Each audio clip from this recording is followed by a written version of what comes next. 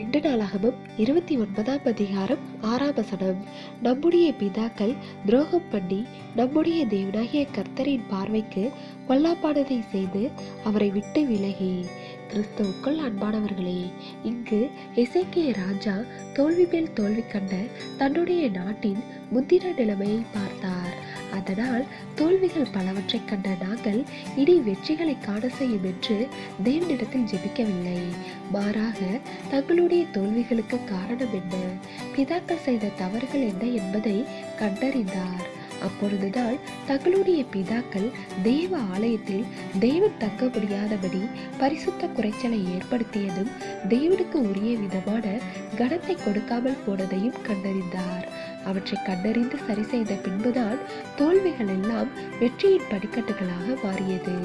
இன்று நாமும் கூட நம்முடைய வாழ்க்கையில் தேவனுக்குரிய கனத்தை கொடுக்கிறோமா, பரிசுத்தமாய் வாழ்கிறோமா, அவரை விசுவாசித்து வாழ்கின்றோமா என்பதையெல்லாம் எண்ணி பார்த்து நம்மை சரி செய்து கொள்ள வேண்டும். அப்பொழுதுதான் நாம் வெற்றியை நோக்கி பயணிக்க முடியும்.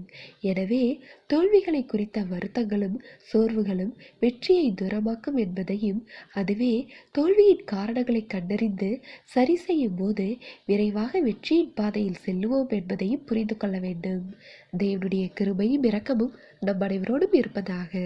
ஆமென்.